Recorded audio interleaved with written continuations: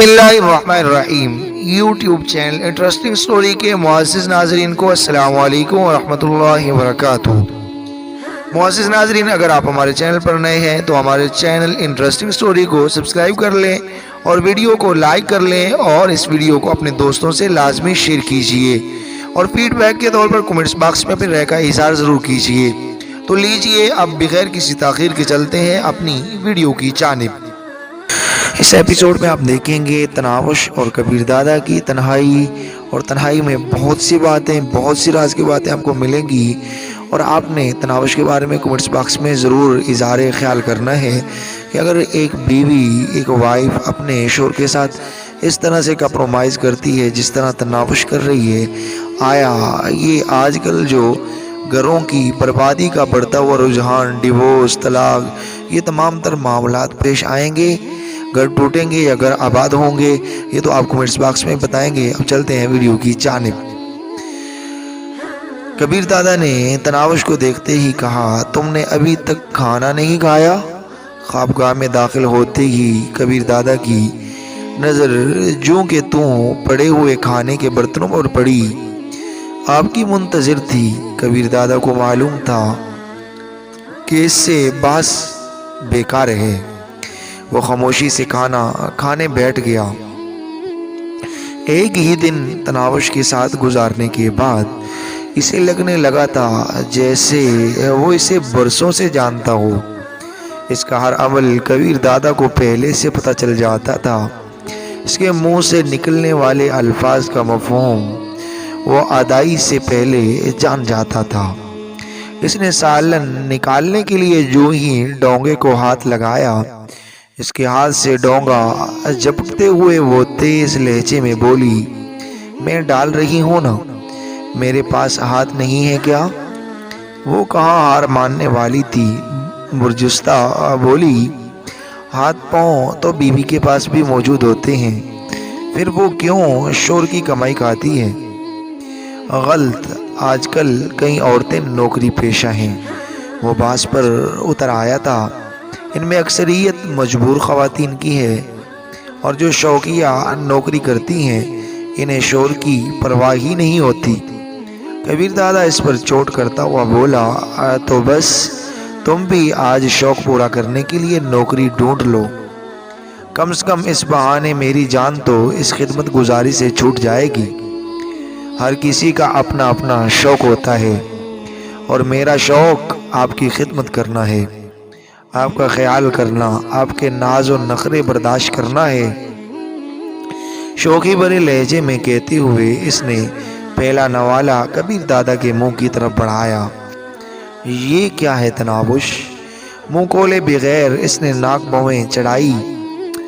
जब बताया है इस तरह के चोंचले मुझे बिल्कुल पसंद नहीं है, फिर तुम्हारी समझ में क्यों नहीं आ रहा?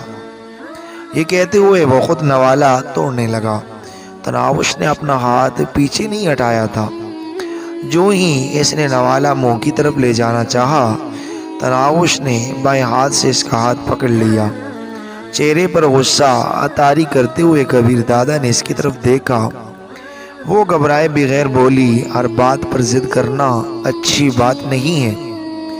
जिद नहीं कर रहा, तुम्हारी बचकाना हरकतों पर गुस्सा आ जाता है। ये कहते हुए इसने तनावुश के हाथ में पकड़ा नवाला मुंह में ले लिया था। तनावुश ने अपने दोनों हाथों से कबीर दादा का दायां हाथ पकड़ा और इसे अपने मुंह की तरफ ले जाने लगी। ये क्या बेहूदगी है? कबीर दादा ने इसे रोकने की वाजिबी सी कोशिश की, मगर वो तनावुश ही क्या जो मान जाए। अपना सर झुकाकर इसने कबीर दादा के हाथ में मौजूद नवाला अपने मुंह में लिया और इसके साथ इसकी उंगलियां भी मुंह में डाल ली थी। नवाला चबाते हुए वो शौकी से बोली, जो बच्चे प्यार की ज़बान नहीं समझते इनसे ज़बरदस्ती काम लेना पड़ता है। कबीर दादा इसे गुस्सैली नज़रों से घूरता रह गया था। वो शरारती लहजे में बोली, अब खुद खाना शुरू करें, मुझसे दूसरे नवाले की उम्मीद न रखना। न चाहते हुए भी कबीर दादा की होंठों पर मुस्कुराहट नमूदार हुई। اور اگر میں کہوں کہ سارا کھانا ہی تمہارے ہاتھوں سے کھانا ہے پھر؟ سچ؟ وہ جیسے خوشی سے کھل اٹھی تھی۔ اس کے ساتھ لگتے ہوئے وہ وارفتگی سے بولی، میں حاضر ہوں۔ یہ کہتے ہی اس نے دوسرا نوالہ کبیر دادا کے ہونٹوں کی طرف بڑھایا۔ اس کی بے ساختہ خوشی نے کبیر دادا کو حیران کر دیا تھا۔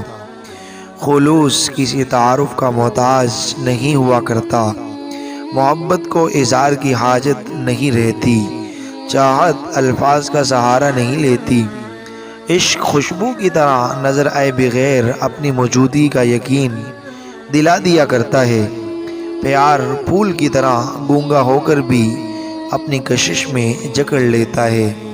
کبیر دادا نے بھی اس کے شرارتی لہجے کو دیکھتے ہوئے مذاق کیا تھا، مگر تناوش کے چہرے پر امڑ پڑنے والی بے پایا خوشی نے اسے مسحور کر دیا تھا۔ وہ اس شعر سے تب بہر آیا جب تناوش اسے اپنے ہاتھوں سے کھانا کھلا چکی تھی۔ اچھا اب بس کرو اور خود بھی 2 نوالے لے لو۔ پانی کا گلاس اٹھاتے ہوئے اس نے سیر ہو جانے کا اعلان کیا۔ وہ خوشی سے چہکی، مجھے تو لگ رہا تھا یہ سارا کھانا میرے ہی پیٹ میں گیا ہے۔ کبیر دادا نے منہ بنایا، احمقوں کے سینگ تو نہیں ہوتے۔ وہ شوخی سے گنگنائی، ایک ہمی کو احمق کہنا کوئی بڑا الزام نہیں ہے، دنیا والے دل والوں کو اور بہت کچھ کہتے ہیں۔ کیا تمہیں حقیقت میں ایسا ہی لگتا ہے کہ میں تمہیں محبت کے ہاتھوں مجبور ہو کر لایا ہوں؟ کبیر دادا ایک دم سنجیدہ ہو کر کہنے لگے۔ وہ پیکی مسکراہٹ سے بولی کہ خوشی سے مر نہ جاتے اگر اعتبار ہوتا، اور جانتی ہو تو پھر ہر وقت رومانس کا جو بھوت خود پر سوار کیا ہے نہ کیا رکھو۔ اس مرتبہ کبیر دادا کی بات کا جواب دیے بغیر وہ کھانا کھاتی رہی۔ کبیر دادا میٹھا کھانے لگے۔ 2-3 چمچ لے کر وہ گلے میں مفلر کی طرح لٹکی ہوئی ٹائی باندھنے لگا تھا۔ تناوش نے کھانے سے ہاتھ کھینچتے ہوئے کہا، مجھے بھی ٹائی باندھنا سکھا دو نا۔ کیوں، کیا سوٹ پہننے کا شوق ہے؟ نہیں، آپ کی ٹائی میں خود باندھا کروں گی۔ میں باندھ سکتا ہوں۔ وہ جانے کے ارادے سے اٹھ کھڑا ہوا۔ بار بار یہ بتانے کی ضرورت نہیں کہ آپ کیا کیا کر سکتے ہیں۔ میں محتاج یا معذور سمجھ کر آپ کے کام نہیں کرتی۔ اس کا لہجہ تنزیہ نہیں تھا، مگر کبیر دادا کو غصہ آ گیا تھا۔ جب مجھے ضرورت نہیں ہے تمہاری خدمت کی تو کیوں اپنی توانائیاں ضائع کرتی ہو؟ اس کے سامنے کھڑے ہو کر تناوش نے سر اٹھا کر اس کی آنکھوں میں جھانکا، اور جب معلوم ہے کہ میں یہ سب کرنے سے باز نہیں آؤں گی تو آپ کیوں نہیں اپنی ضد کو چھوڑ دیتے؟ وہ چلاتے ہوئے بولا، ضد چھوڑوں گا یا نہیں، تمہیں ضرور چھوڑ دوں گا۔ شاید مجھے ڈرا کر خوشی ملتی ہے، دکھی لہجے میں کہتے ہوئے وہ اس کے قریب ہوئی، اور منہ میں کچھ بڑبڑا کر اس نے کبیر دادا کے چہرے اور چھاتی پر پھونکا۔ کبیر دادا نے تنزیہ لہجے میں پوچھا، اب جاؤں یا کوئی اور وظیفہ رہ گیا ہے؟ وہ لجاجت سے بولی، پلیز جلدی آنے کی کوشش کرنا، مجھے نیند نہیں آئے گی تو ٹی وی دیکھ لینا، DVD پر فلم دیکھ لینا، نہیں تو نیند کی گولیاں بھی مددگار ثابت ہو سکتی ہیں۔ یہ کہتے ہوئے وہ دروازے کی طرف مڑ گیا۔ تناوش نے بھی اس کے پیچھے قدم بڑھاتے ہوئے کہا، اتنا ہی کہہ دیتے کہ کوشش کروں گا تو کوئی خوش ہو جاتا۔ دروازے کے قریب رکتے ہوئے اس نے تیکھے لہجے میں کہا، کسی کو خوش کرنا میری عادت نہیں ہے۔ وہ شوخی سے بولی، اچھی عادت ڈال لینی چاہیے۔ وہ ترکی بترکی بولا، اچھی عادتیں اچھوں کے ساتھ جچتی ہیں۔ وہ صورت سے بولی، اپنی اچھائی کا مجھ سے پوچھیں، رہنے دو۔ منہ بناتے ہوئے وہ باہر نکل گیا۔ وہ حافظوں کو اس کی روزمرہ معلوم تھی۔ گاڑیاں تیاری کی حالت میں کھڑی تھی۔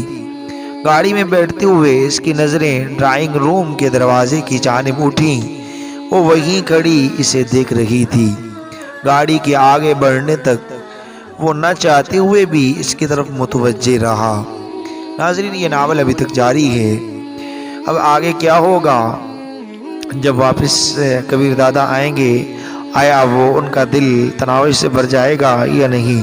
اس کو چھوڑ دیں گے یا نہیں؟ اگر چھوڑتے ہیں تو دوسری پارٹیاں تناوش کا کیا حال کریں گی؟ اور اگر رکھتے ہیں تو کیسے رکھیں گے؟ یہ کیسے ان کی زندگی چلے گی؟ یہ سب دیکھنے کے لیے آپ کو ویٹ کرنا پڑے گا نیکسٹ ایپیسوڈ کا۔ آپ یہ چاہتے ہیں کہ نیکسٹ ایپیسوڈ جلد از جلد اپلوڈ کیا جائے تو پلیز اگر آپ ہمارے چینل پر نیو ہیں تو اس کو سبسکرائب کر لیجئے، ویڈیو کو لائک اور شیئر کیجئے، کمنٹس باکس میں بھی رہ کر اظہار ضرور کیجئے۔ آپ کا اپنا چینل انٹرسٹنگ سٹوری۔ جزاکم اللہ خیر۔ اللہ حافظ۔